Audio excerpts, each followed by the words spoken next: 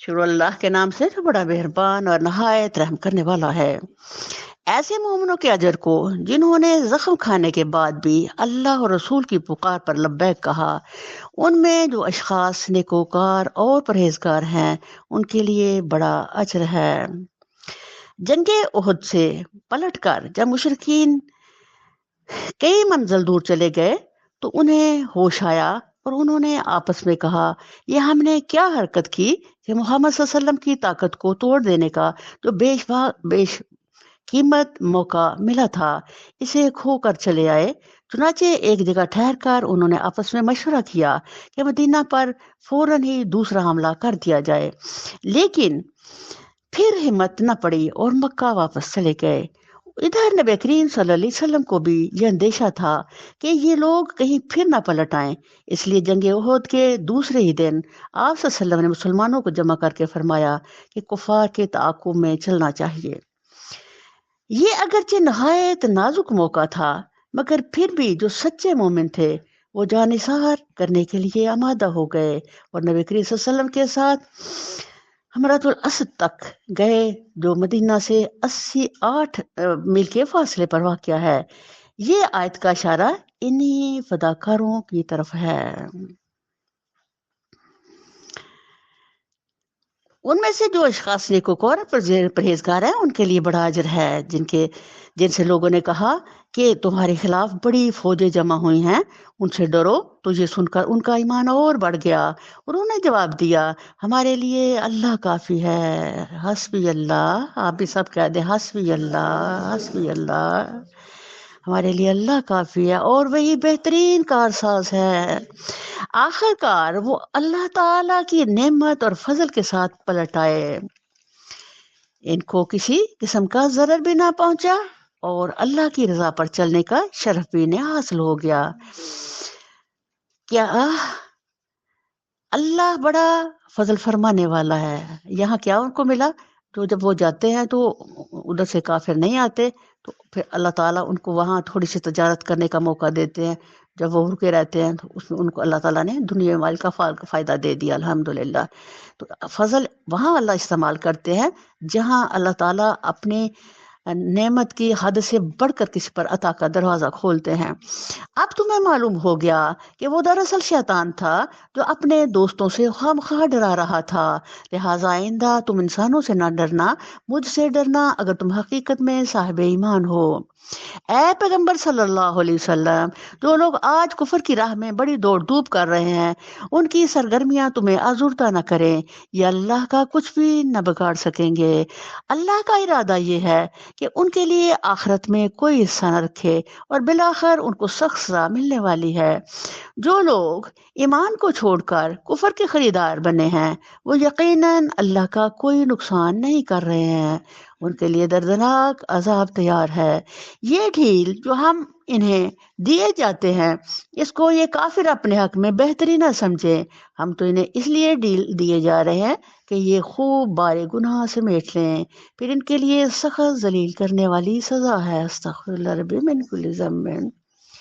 अल्लाह ताला यहाँ हमें ये बताना चाह रहा है कि जो भी कोई अल्लाह के अगेंस्ट चलता है, शैतान के साथी बन के चलता है, मुसलमानों को अजियत देता है, जंग करता है और कुरान के कलाम के ताबे नहीं होता, ईमान नहीं लाता, तो वो ये मत समझे कि दुनिया में उनकी दौड़ धूप या कहीं उनको कुछ कामयाबी मिल गई तो वो भाई सही हक पर है। ऐसा नहीं है।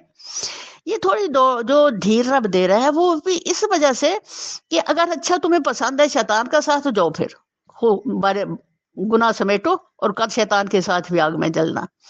तो कभी भी वो लोग जो कुफर के रास्ते में चलने वाले हैं, उन पर को देख करके तो हसरत ना करना और ये ना कहना वो देखो जी वो तो अल्लाह को मानता ही नहीं है और वो देखो उसके पास दुनिया कितनी है। ये कभी भी काबिल फख्र चीज नहीं है।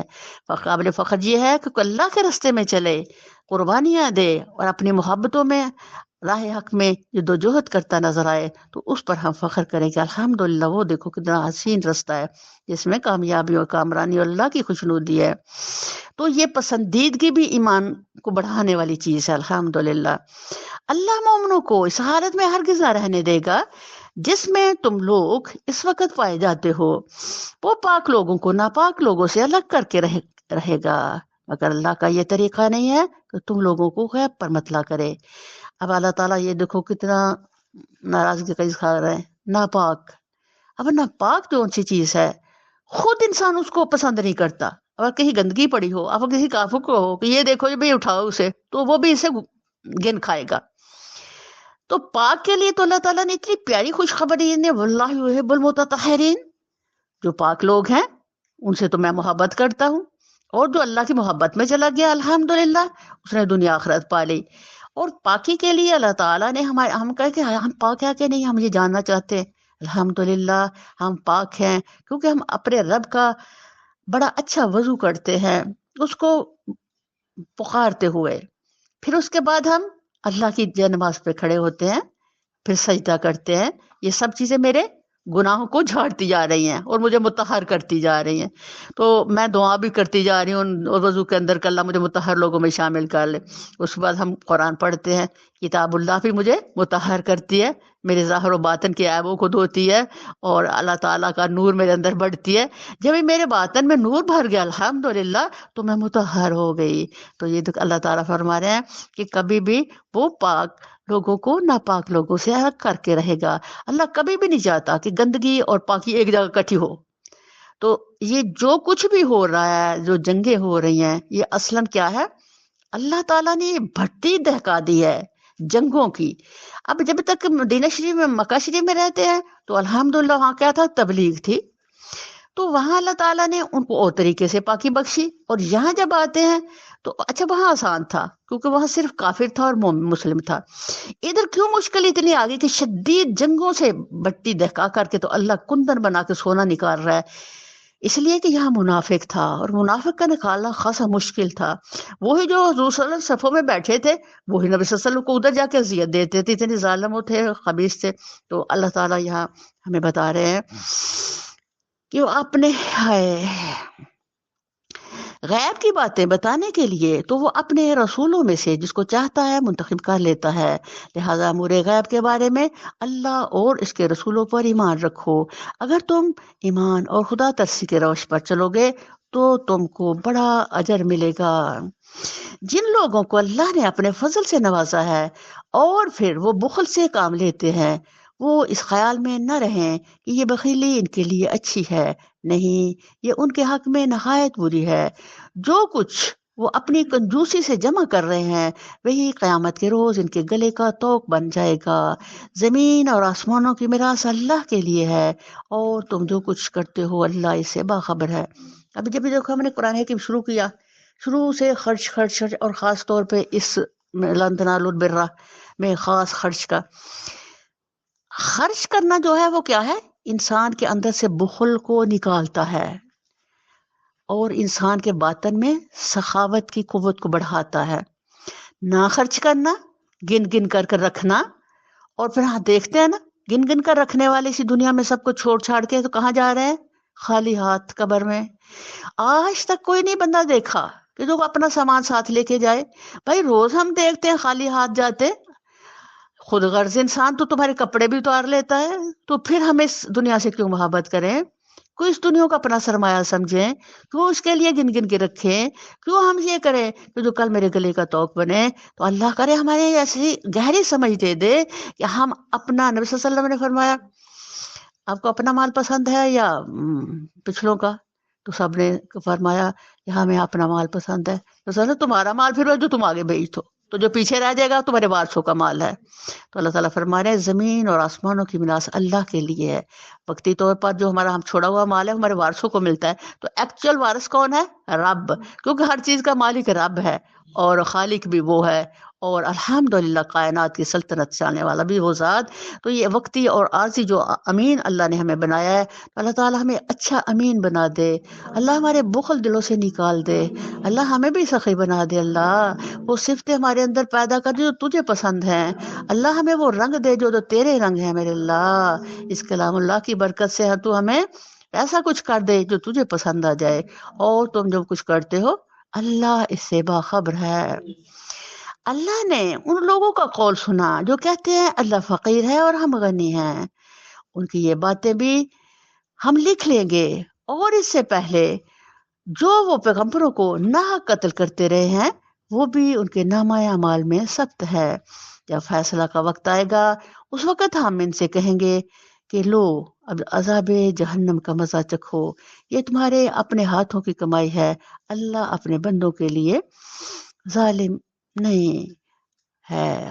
اچھا یہ دیکھیں کہ اللہ تعالیٰ یہ جو بات یہاں کوٹ کر رہے ہیں، وہ جب بھی اللہ تعالیٰ نے فرمایا کون ہو جو مجھے قرض حسنہ دے تاکہ میں گئی کہ انہیں بڑھا چڑھا کے واپس کروں، جب یہ آیت آئی تو منافقین اور یہودی منافق جو ان سے تھے خاص طور پہ، وہ کہتے لو جی اب مسلمانوں کا اللہ فقیر ہو گیا، قرض نہ مانگنا شروع کر دیا. یعنی دیکھو کہ یہ اتنے سخت دل تھے، اتنے ظالم تھے یہ یہودی منافق کہ ان کو حالانکہ اللہ ان کو پیار سے کہہ رہے اہل کتاب اے اہل کتاب اے اہل کتاب، اور ان کی بدبختی دیکھو گے اتنی بری بات زبان سے نکلتے ہوئے گریز نہیں کر رہے. تو یہ تھی ان کا ظالمانہ بیہیویئر جو وہ خود اپنے ساتھ تھا ان کا. تو اللہ تعالیٰ فرما رہے ہیں جو لوگ کہتے ہیں اللہ نے ہم کو ہدایت کر دیا ہے ہم کسی کو رسول تسلیم نہ کریں گے جب تک وہ ہمارے سامنے ایسی قربانی نہ کرے جو غیب سے آ کر آگ کھا لے. ان سے کہو تمہارے پاس مجھ سے پہلے بہت سے رسول آ چکے ہیں جو بہت سی روشن نشانیاں لائے تھے اور وہ نشانی بھی لائے تھے جس کا ذکر تم کرتے ہو. پھر اگر ایمان لانے کے لیے یہ شرط پیش کرتے ہیں کہ تم سچے ہو، تو یہ شرط پیش کرنے میں تم سچے ہو تو ان رسولوں کو تم نے کیوں قتل کیا؟ اب اے نبی صلی اللہ علیہ وسلم اگر یہ لوگ تمہیں جھٹلاتے ہیں تو بہت سے رسول تم سے پہلے جھٹلائے جا چکے ہیں جو کھلی کھلی نشانیاں اور صحیفے اور روشنی بخشنے والی کتابیں لائے تھے. آخرکار ہر شخص کو مرنا ہے اور تم سب اپنے پورے پورے اجر قیامت کے روز پانے والے ہو. اللہ اکبر. یہ جو یہاں آگ کا جلانا بتایا گیا ہے، یہ پہلے زمانے میں ایسا تھا کہ جب بھی یہ دیکھ رہا ہوتا نا کہ کون سی کسی چیز اللہ کے دربار میں قبول ہوئی ہے یا نہیں قبول ہوئی، تو وہ اپنا اناج یا کوئی بھی چیز جو اس سے پاس ہوتی وہ جا کے تو کھلے میدان میں رکھتے تھے. اگر تو وہ اس کی قبول ہو جاتی تو آگ آسمان سے آ کے اس کو کھا لیتی، اگر ناقبول ہوتی تو وہ وہی پڑی رہتی. یہ پہلے زمانے میں باقی بات تھی، ایسے ہوتا تھا پہلے قبولیت نہ. تو وہ اللہ تعالیٰ جہاں بات دہرا رہے ہیں کامیاب دراصل وہ لوگ ہیں جو وہاں آتے دوزخ سے بچ جائے اور جنت میں داخل کر دیا جائے. رہی یہ دنیا تو یہ محض ایک ظاہر فریب چیز ہے. مسلمانوں تمہیں مال اور جان دونوں کی آزمائشیں پیش آ کر رہیں گی اور تم اہل کتاب اور مشرکین سے بہت سی تکلیف دہ باتیں سنو گے. اگر ان سب حالات میں تم صبر اور خدا ترسی کے روش پر قائم رہو تو یہ بڑے حوصلے کا کام ہے. ابھی بھی دیکھو جو راہ حق میں سفر کر رہے ہیں وہ بھی تکالیف دینے والی باتیں سنتے ہیں دوسروں سے. تو یہاں اللہ تعالیٰ جو بھی بات میرے رب نے قرآن میں ڈالی ہے وہ ایکچوئل قیامت تک کے اس رستے میں چلنے والوں کے لیے ایک پیغام ہے. تو یا اللہ نے کیا کہ تم راہ کے سفر میں کچھ مسئلہ پیش آئے، یعنی کوئی تمہیں اذیت دے تو تم کیا کرو، صبر سے کام لو اور خدا ترسی کی روش پر قائم رہو. یہ بڑے حوصلے کا کام ہے، لا شک فی ذالک، بڑے حوصلے کا کام ہے. ہم تو اگر ہمیں کوئی اف بھی کہتا ہے تو ہم کہتے ہیں اچھا جی میں تو اینٹ کا جواب پتھر سے دوں گا.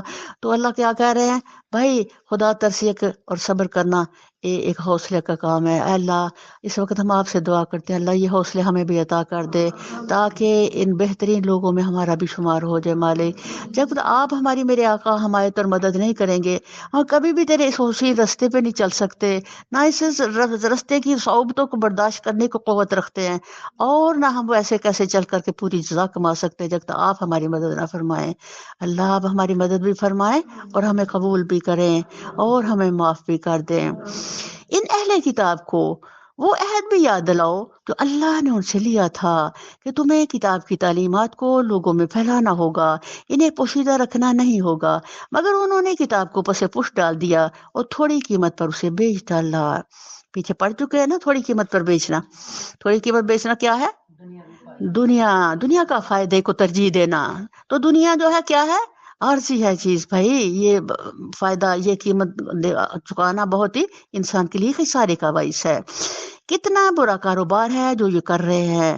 تم لوگوں کو عذاب سے محفوظ نہ سمجھو جو اپنے کرتوتوں پر خوش ہیں اور چاہتے ہیں کہ ایسے کاموں کی تعریف انہیں حاصل ہو تو فی الواقع انہوں نے نہیں کیے ہیں۔ یہ بڑا پیغام ہے ہمارے لیے، خوبصورت، عمیق اور گہرا، کہ ایک نیکی ہم کرتے نہیں، اس رستے پہ، اس معیار پہ ہم چلتے ہی نہیں، لیکن ہماری طبیعت یہ چاہتی ہے کہ کوئی میری تعریف کرے اور مجھے کہے کہ ہاں بھائی واقعی بڑا ہی ہے، تو بڑا ہی نیک ہے، اور بڑا بلے بلے، یہ تو بڑے اچھے کام کرتا ہے۔ تو جو کچھ اس معیار پہ ہم نہیں ہیں تو ہم وہاں کی تعریفوں کا ہم خواہش مند ہونا، یہ کیا ہے انسان کے لیے ایک گھاٹے کا سودا ہے۔ بلکہ میں کہتی ہوں کہ اگر ہم نیکیاں بھی کریں تو پھر بھی ہمیں یہ دوسروں سے ایک تعریف کا متلاشی ہونا یا خواہش مند ہونا، یہ وہ بھی نقصان دہ ہے۔ حقیقت میں ان کے لیے دردناک سزا تیار ہے۔ زمین اور آسمانوں کا مالک اللہ ہے اور اس کی قدرت سب پر حاوی ہے۔ زمین اور آسمانوں کی پیدائش میں اور رات اور دن کے باری باری آنے میں ان ہوش مند لوگوں کے لیے بہت نشانیاں ہیں۔ نبی کریم صلی اللہ علیہ وسلم نماز تہجد سے پہلے تیسرا کلمہ، پھر چوتھا کلمہ اور آل عمران کی آخری 10 آیات کی تلاوت فرماتے اور فرمایا اب جو بھی کوئی دعا کرے گا انشاءاللہ وہ قبول ہوگی۔ یہ قرآن عظیم کا اعلیٰ ترین رکوع ہے، بڑے درجے والا، الحمدللہ۔ اس لیے نبی صلی اللہ علیہ وسلم تہجد کی نماز کے لیے جب بھی اٹھتے تو ان 10 آیات کو تلاوت فرماتے ہیں، اور کئی احادیث میں 11 آیات کا بھی ہے۔ اور یہ کہ اس طرح کہ نبی صلی اللہ علیہ وسلم اٹھتے اپنے بستر پر بیٹھ کر کے تو کلمہ شریف پڑھا، اٹھنے کی دعا پڑھی، پھر چوتھا کلمہ، پھر تیسرا کلمہ پڑھا، اور پھر ان آیات کی تلاوت کرتے، پھر اس کے بعد دعا کرتے، اور پھر نبی صلی اللہ علیہ وسلم فرمایا اب جو بھی کوئی تم دعا کرو گے انشاءاللہ وہ اللہ ضرور قبول کرے گا، کیونکہ یہ آیات وہ سفارشی ہیں کہ اس کے ساتھ جو دعا ملا دیں گے وہ کبھی بھی اللہ رد نہیں کرتا، اس لیے کہ یہ قوت والا طرح کلام ہے، اس کی سفارش اللہ تعالیٰ ضرور قبول فرماتے ہیں۔ تو اور پھر اس کے بعد تہجد کی نماز پڑھتے، اور تہجد کی نماز کے لیے جب کھڑے ہوتے تو اللہ لک الحمد، تہجد کی دعا پڑھتے۔ الحمدللہ، اللہ ہم سب کو توفیق دے کہ ہم پچھلی رات اٹھ کر کے تو اسی طریقے سے نماز پڑھے جیسے میرے نبی صلی اللہ علیہ وسلم نے پڑھی، اور یہ کہ قیامت کے دم ہمارے لیے یہ نور بنے، یہ اور ہمارے نبی صلی اللہ علیہ وسلم کے ساتھ ہمیں جو ہم نے پیچھے پڑھا تھا امن رسولوں میں کہ دنیا میں ہم نے کلمہ پڑھ کے اپنے نبی صلی اللہ علیہ وسلم کے ساتھ کھڑا ہونا کا اعزاز لیا، تو قیامت کے دن بھی اللہ ہمیں ہمارے نبی صلی اللہ علیہ وسلم کے جھنڈے میں کھڑا کر دینا اس کی برکت سے، الحمدللہ۔ جو اٹھتے بیٹھتے اور لیٹتے ہر حال میں خدا کو یاد کرتے ہیں اور زمین اور آسمانوں کی ساخت پر غور و فکر کرتے ہیں، یہ ہے تفکر۔ ہم کر رہے ہیں تدبر۔ اللہ تعالیٰ کہتے ہیں کہ مومن کی پہلی جو صفت ہے وہ کیا ہے کہ وہ زمین کی طرف دیکھتا ہے، آسمان کی طرف دیکھتا ہے، اللہ کی قدرتوں کی طرف دیکھتا ہے، اور سبحان اللہ بے ساختہ کہہ دیتا ہے کہ یہ کوئی انسان نہیں بنا سکتا۔ مثال کے طور پر آپ کہیں جا رہے ہیں، آپ نے گھاس دیکھا ہوا، ایک کافر جو ہے وہ پاس سے گزر جائے گا یہ سوچ کے کہ یہ بھئی گھاس ہے، لیکن ایک جب مومن گزرے گا تو کہے گا سبحان اللہ، کیسے میرے اللہ نے آسمان سے پانی برسایا، کیسے سوکھی پڑی زمین میں سبزہ اگا، کیسے اللہ نے اس کے زندگی دی۔ تو وہ اس طرح اللہ کی طرف سے جو ایک سچائی ہے موت اور زندگی، اس پر غور و فکر کر کے تو اس کو پالے گا اور اس کی تیاری میں لگ جائے گا، یعنی ہر چیز اس کے لیے ایک عظیم پیغام ہے۔ زمین اور آسمانوں کی ساخت پر غور و فکر کرتے ہیں۔ اب یہ زمین آسمان پہ غور و فکر جون سا ہے وہ انسان کے لیے ایک بڑا عمیق گہرا پیغام ہے۔ اتنی عظیم زمین، اتنا عظیم آسمان، اور بغیر پلس کے کھڑا کیا، اس پہ اتنا عظیم قرہ سورج اللہ نے لگایا، چاند ستارے لگائے، دن اور رات کے عظیم نظام کے اندر جو انسان کے لیے اللہ تعالیٰ نے سارا ہی انسان کے نفع بخش بنایا۔ جب اس پہ غور کرتا ہے تو بے ساختہ انسان جو ہے اللہ کے سجدے میں گر جاتا ہے کہ رب ہے تو خود کتنا عظیم ہوگا۔ وہ بے اختیار بول اٹھتا ہے پروردگار یہ سب کچھ تو نے فضول اور وقت نہیں بنایا، تو پاک ہے اس سے کہ عبث کام کرے۔ نبی کریم صلی اللہ علیہ وسلم جب بھی آسمان کی طرف دیکھتے تو ربنا ما خلقت ھذا باطلا سبحانک فقنا عذاب النار ضرور پڑھتے۔ کیوں ضرور پڑھتے؟ اس لیے کہ جب ہی انسان یہ سوچے گا دیکھ کر کے آسمان کو، اتنا عظیم آسمان اللہ نے بڑا با مقصد بنایا ہے، کس کے لیے بنایا؟ میرے لیے، تو پھر میں بھی با مقصد ہوں، میری زندگی بھی با مقصد ہونی چاہیے، اور میری زندگی کا ہر کام با مقصد ہونا چاہیے۔ میں تو ہوں با مقصد، کیونکہ میرے آقا نے اتنا کچھ میرے لیے بنا ڈالا، تو پھر مجھے بس اور بیکار کام نہیں کرنے، میں بہت بامقصد ہوں اس دنیا کے اندر۔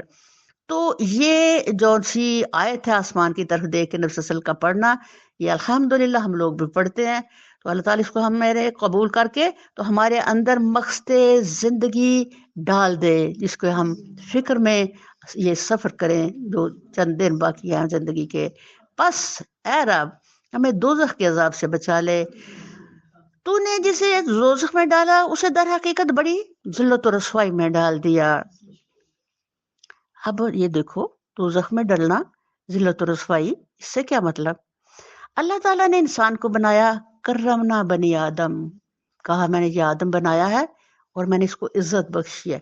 اس دنیا کے اندر، پوری کائنات کے اندر واحد انسان ہے جس کو اللہ نے عزت دی ہے، اس کے علاوہ اور کسی کو اللہ نے عزت نہیں دی۔ بھائی ایک جانور کی کیا عزت ہے، کسی پرندے چرندے کی کیا عزت ہے، کوئی بھی اور چیز جو دنیا میں ہے، عزت صرف انسان کے لیے۔ اور عزت یہ ہے کہ انسان اس کو محفوظ کرتا ہوا اپنی کل کی فکر کر کے اپنی جنت والی عزت والی جگہ میں چلا جائے۔ جب یہ عزت والے انسان جہنم میں گرایا جاتا ہے تو ظاہر ہے جہنم میں گرنا اور آگ میں گرنا کیا ہے؟ ذلت و رسوائی ہے بھائی۔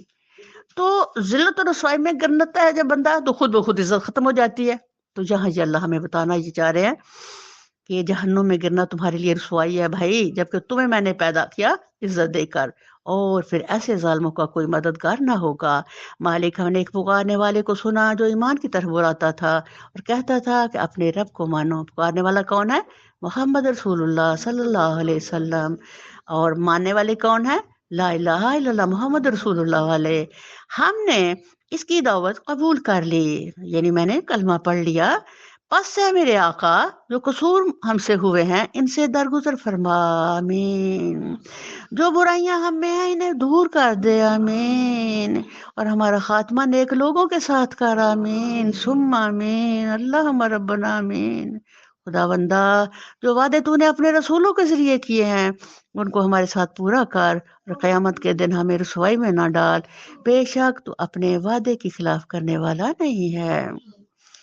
یہ دیکھیں پوری جو یہ پورا رقوع ہے، ابھی میں نے بتایا نا کتنا باوزن ہے، اور اب دیکھیں کہ اس کی ایک ایک آیت کتنی باوزن ہے، غور کریں ذرا کہ الحمدللہ کتنا بڑا خزانہ ہے ایک ایک آیت کے اندر۔ جواب میں ان کے رب نے فرمایا میں تم میں سے کسی کا عمل ضائع کرنے والا نہیں ہوں، خواہ مرد ہو یا عورت، تم سب ایک دوسرے کے ہم جنس ہو، لہٰذا جن لوگوں نے میری خاطر اپنے وطن چھوڑے اور جو میری راہ میں اپنے گھروں سے نکالے گئے اور ستائے گئے اور میرے لیے لڑے اور مارے گئے، ان کے سب قصور میں معاف کر دوں گا، اور انہیں ایسے باغوں میں داخل کروں گا جن کے نیچے نہریں بہتی ہوں گی، یہ ان کی جزا ہے اللہ کے ہاں، اور بہترین جزا اللہ ہی کے پاس ہے۔ یہ کون ہے لوگ؟ مہاجر فی سبیل اللہ ہیں یہ لوگ جن کا اللہ یہاں تعریف فرما رہے ہیں۔ اور جب نبی صلی اللہ علیہ وسلم سے پوچھا گیا کہ سب سے پہلے جنت میں کون جائے گا، اللہ نے فرمایا مہاجر فی سبیل اللہ، سبحان اللہ۔ اب یہ دیکھو یہ جو صفات ان کی، تو ہمیں اس پہ حسرت نہیں کرنی چاہیے کہ ہائے اللہ وہ تو کر گئے اور چلے گئے اور کما گئے۔ الحمدللہ یہ صفات کا قیامت تک کا سودا ہے۔ اب آپ گھروں سے آئے ہو، یہاں چند منٹوں کے لیے بیٹھے ہو، اس وقت آپ مہاجر فی سبیل اللہ ہو، الحمدللہ کہ آپ نے گھروں سے ہجرت کی، یہاں آئے اللہ کی کتاب کے لیے، یہاں کی سخت جگہ پہ بیٹھ کے تکلیف اٹھائیں اور ہر حال میں اپنے رب کے کلام کو توجہ سے سننا، یہ کیا ہے؟ آپ کو یہ درجات عطا فرما رہا ہے۔ اللہ جلنا منہم، اللہ ہمیں بھی اس کمزور حالت میں بھی درجے والوں میں شامل کر لے، تو بے نیازات ہے، تو جسے چاہے بلند کرے جسے چاہے گرائے، اللہ تو ہمیں اپنی رحمت خاصہ کے دامن میں لے لے۔ اے نبی صلی اللہ علیہ وسلم دنیا کے ملکوں میں خدا کے نافرمان لوگوں کی چلت پھرتوں میں کسی دھوکے میں نہ ڈالے، یہ محض چند روزہ زندگی کا تھوڑا سا لطف ہے۔ اب یہ ہمارے لیے بڑا پیغام ہے، اس میں ہم کہتے ہیں او جی امریکہ، بس فلانا تو امریکہ چلا گیا، جیسے وہ جنت میں چلا گیا، فلانا تو انگلینڈ چلا گیا، کدا قسمت والا ہے وہ۔ اللہ کا بندو امریکہ یا برطانیہ جانا اس میں کیا قسمت ہے، ذرا غور تو کرو۔ یہاں ہم الحمدللہ 5 دفعہ دن میں اذان سنتے ہیں، الحمدللہ ہمیں ہر جو ملنے والا ہے وہ مسلمان ہے، اور ہر بندہ لا الہ الا اللہ کی خوشبو والا ہے. بغیر رزق کا کم یا زیادہ ہونا کچھ حیثیت نہیں رکھتا. ہم کتنے نور کی دنیا میں رہ رہے ہیں کہ ہم سب مسلمان ہیں الحمدللہ. تو یہ انسان ذرا غور کرے بھائی وہ کسی طرح بھی قابل فخر نہیں ہے. اگر پہلے فرعون قارون حامان نمرود نہیں رہے تو یہ بھی نہیں رہیں گے. باقی کیا رہے گا؟ بھلائی نیکی اور تیرے رب کا نام. پھر یہ سب جہنم میں جائیں گے جو بدترین جائے قرار ہے. برعکس اس کے جو لوگ اپنے رب سے ڈرتے ہوئے زندگی بسر کرتے ہیں ان کے لیے ایسے باغ ہیں جن کے نیچے نہریں بہتی ہیں.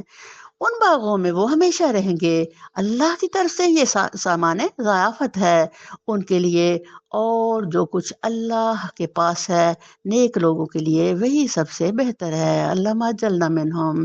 اللہ ان جنت والوں میں ہمیں بھی شامل کر لے میرے اللہ. اہل کتاب میں بھی کچھ لوگ ایسے ہیں جو اللہ کو مانتے ہیں, اس کتاب پر ایمان لاتے ہیں جو تمہاری طرف بھیجی گئی ہے, اور اس کتاب پر بھی ایمان لاتے ہیں جو اس سے پہلے خود ان کی طرف بھیجی گئی تھی. اللہ کے آگے جھکے ہوئے ہیں اور اللہ کی آیات کو تھوڑی سی قیمت پر بیچ نہیں دیتے. ان کا اجر ان کے رب کے پاس ہے اور اللہ حساب چکانے میں دیر نہیں لگاتا. سبحان اللہ. جو بھی اہل کتاب مسلمان ہوئے اللہ نے ان کو خوشخبریاں سنائی کہ تمہارے لیے 2 اجر ہے. اے لوگو جو ایمان لائے ہو صبر سے کام لو, باطل پرستوں کے مقابلے میں پامردی دکھاؤ, حق کی خدمت کے لیے کمر بستہ رہو, اللہ سے ڈرتے رہو, امید ہے کہ فلاح پاؤ گے.